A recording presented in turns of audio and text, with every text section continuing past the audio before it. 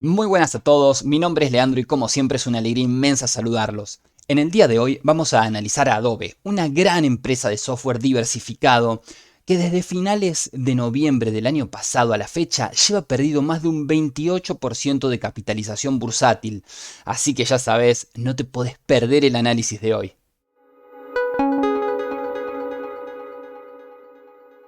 Pero antes de comenzar, quiero darle la bienvenida a todos los nuevos suscriptores que se sumaron al canal en estos últimos días e invitar a suscribirse a los que aún no lo han hecho. Llegamos al objetivo de los 3000 suscriptores antes de fin de año y sinceramente estoy más que feliz y agradecido. Pero vamos por más en este 2022 y como siempre les digo, no olviden dejar azul ese botón de like.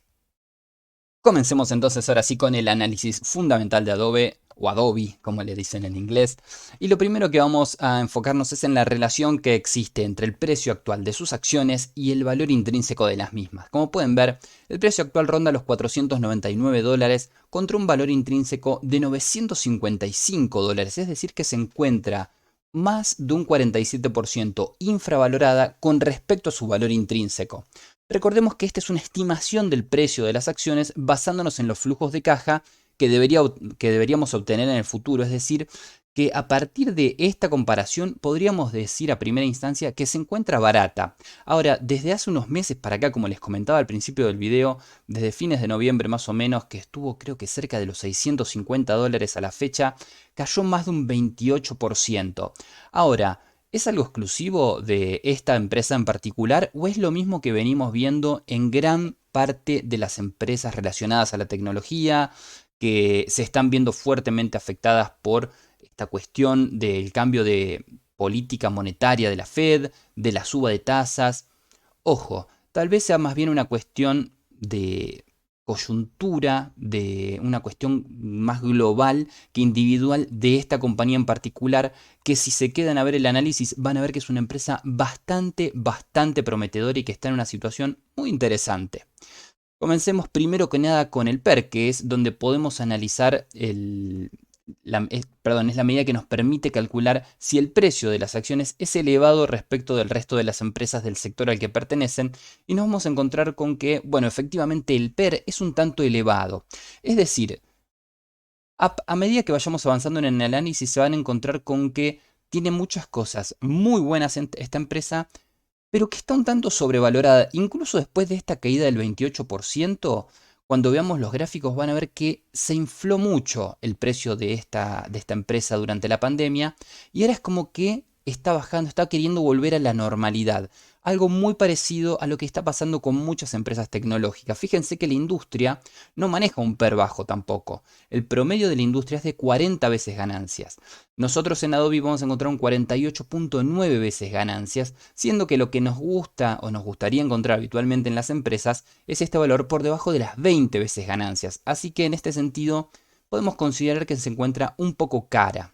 Pero ya les digo, estamos haciendo exclusivamente referencia al precio, no a la calidad de la industria, perdón, de la empresa.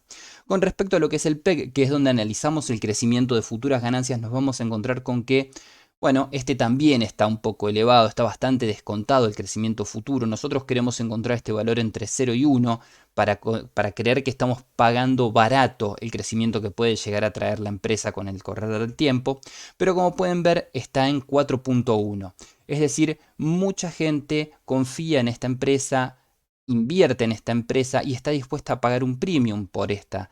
Razón por la cual vemos estos datos en particular que lo que nos dejan entrever es que tal vez esté un poco demasiado apreciada. Pero veamos el resto de la información. Vean cómo viene la performance pasada de la empresa. La línea azul es la facturación. No hace otra cosa que subir, incluso parece que cada vez más fuerte. Fíjense que durante el 2020 y todos los problemas que trajo ese año en particular a todo el mundo, prácticamente no la afectó a esta empresa. Fíjense también el crecimiento de los márgenes de beneficio. Es tremendo, realmente unos márgenes de beneficio excelentes, llegando a niveles de más del 40% y ahora aflojó un poco, pero lo encontramos arriba del 30%. Realmente los márgenes son muy buenos. Esto se hace bastante prometedor porque si esta tendencia se sostiene en el tiempo, nos da a entender que es una empresa que va a facturar cada vez más y que se va a volver cada vez más valiosa. Con respecto a lo que es el ROE, que es donde vamos a poder analizar la rentabilidad financiera, siendo esta la medida que nos muestra cuán eficientemente el equipo administrativo de la empresa ha utilizado el dinero de sus accionistas para generar ganancias, nos encontramos con un dato realmente muy bueno. Adobe maneja un ROE del 32.6%. Tengan en cuenta que por arriba del 20% ya se lo considera bueno este dato, ya saludable. La industria maneja un ROE del 11.4%. Es decir, que prácticamente el triple de lo que maneja la industria en función de su ROE. Muchas veces vemos acá que este dato está en rojo, con una bandera roja, digamos, y esto se debe a que tal vez estos niveles elevados se pueden alcanzar debido a niveles elevados de deuda de la compañía, pero no es el caso y eso lo vamos a descubrir cuando lleguemos a la salud financiera de esta empresa. Con respecto a lo que es el ROA, tenemos otro muy buen dato. Fíjense que nosotros acá, bueno, perdón, el ROA es donde analizamos el retorno sobre los activos. Fíjense que la industria en general maneja un ROA del 6.5%, lo cual es saludable. Por arriba del 6% ya podemos considerar que es un buen valor para esta métrica en particular. Fíjense que Adobe maneja un 18.1% de ROA o de retorno sobre sus activos, prácticamente el triple de la industria. Esto nos habla muy bien del manejo de esta empresa y de los retornos que obtiene. Con respecto a lo que es la salud financiera, nos encontramos con la mejor relación posible que puede existir. Sus activos de corto plazo superan no solo a sus pasivos de corto plazo, sino que a sus pasivos de largo plazo. De hecho, si se fijan, los pasivos van en tendencia bajista, son cada vez menos con el correr del tiempo y sus activos crecen fuertemente con el correr del tiempo. Aumentan mucho los de largo plazo con respecto a los de corto plazo. Y con respecto a lo que es la relación que existe entre la deuda y el capital de esta empresa, nos encontramos que este ratio es del 27.9%, es decir, que cada 100 dólares de capital que tiene la empresa, solo 27 dólares son de deuda. Maneja unos niveles de deuda realmente bajos y esto es importante porque muchas veces suceden este tipo de operaciones como la que ocurrió la semana pasada de Microsoft con Activision Blizzard.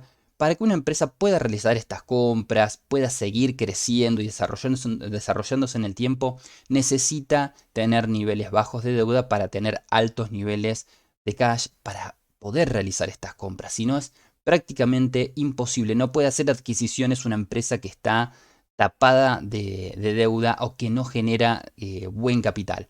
Así que la verdad es que acá vemos un dato bastante interesante de esta empresa, que como pueden ver desde lo económico y financiero los números son realmente atractivos por todas partes. Lo único que hasta acá no me gustó es lo que les comentaba en un principio de su precio.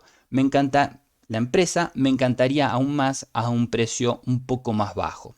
Con respecto a lo que es el ownership, vamos a ver que hubo movimiento por parte de los insiders.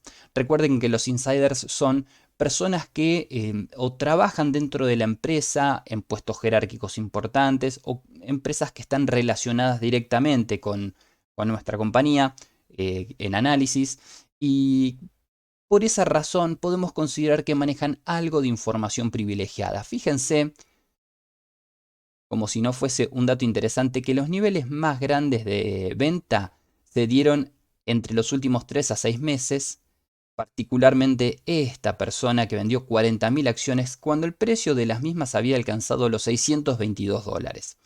De ahí prácticamente estamos a nada de los máximos históricos. Estas personas sabían que estábamos en buenos precios y decidieron vender realmente en muy buen término. Veamos ahora otro dato que me pareció muy interesante y que me la hace aún más atractiva esta empresa, que es el número de acciones circulantes. Fíjense que tenemos información del 2018 al 2021 y estos son siempre en billions, como dicen los americanos, o en miles de millones, como sería para nosotros. Teníamos hasta el 2018 487, en el 2019 bajamos a 482, 479 en el 2020 y 476 en el 2021. Es constante, no es algo que va cambiando con el tiempo. Hay una clara política de recompra de acciones y esto es muy importante. Si bien es una empresa que no paga dividendos, muchas veces dicen que los retornos son más efectivos, sobre todo en función impositivo, cuando las empresas tienen una política de recompra que una política de pago de dividendos. Es cierto, hay gente que por ahí más bien afuera esto sucede, que vive de dividendos. La verdad que hay que tener una cartera realmente muy grande para lograr esto. Pero digamos que en función de la revalorización de la empresa, esto es más importante todavía. Con respecto a lo que es el análisis técnico, vamos a ver el gráfico del último año. Vamos a ver un poco una visión un poco más ampliada. Fíjense que la tendencia de esta empresa es claramente al alza. Es una empresa que no para de crecer en un área que también se hace cada vez más valiosa para el mundo.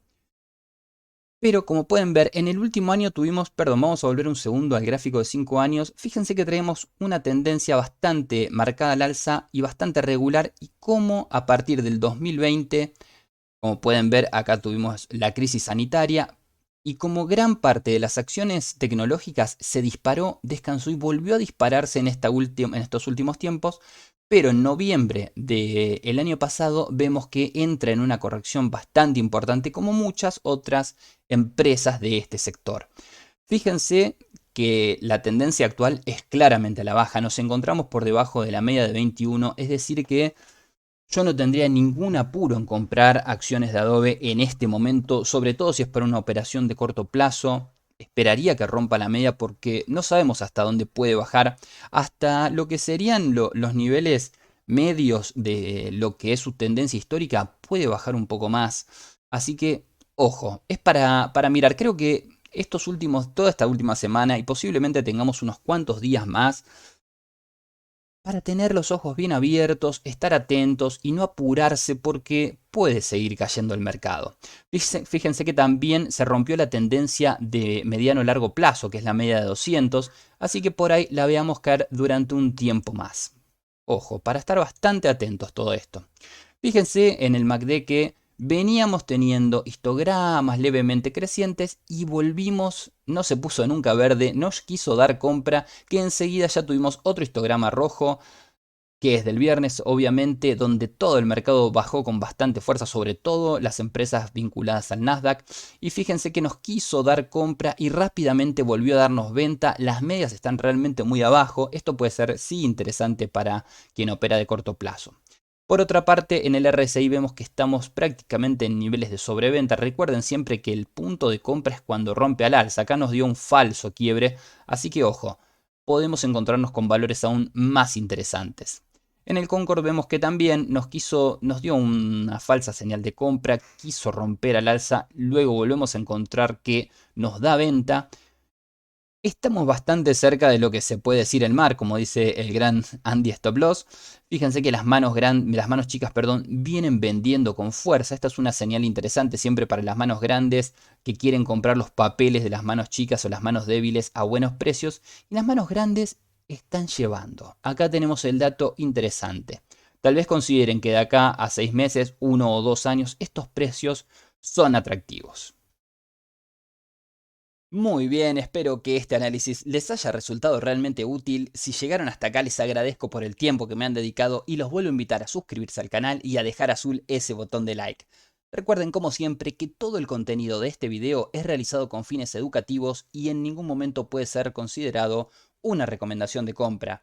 Mi objetivo es solamente compartir mis análisis personales para darles un poco más de información para que tomen sus propias decisiones. Así que habiendo llegado hasta acá, desde la República Separatista de La Calera, provincia de Córdoba, me despido y nos vemos en el próximo video.